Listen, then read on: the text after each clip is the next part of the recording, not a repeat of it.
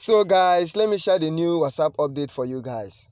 Okay, so the new update that we got this morning is that you can now edit your last message on WhatsApp. This is very simple. Okay, see this message now. So let's try. You long press on the message, you click on three dot option, this option here now. You click on edit.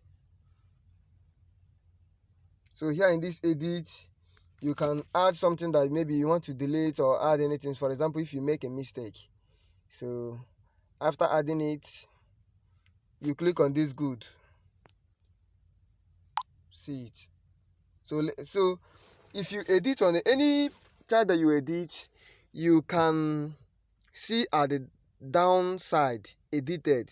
Like after editing the video, after editing the chat, you can see edited there.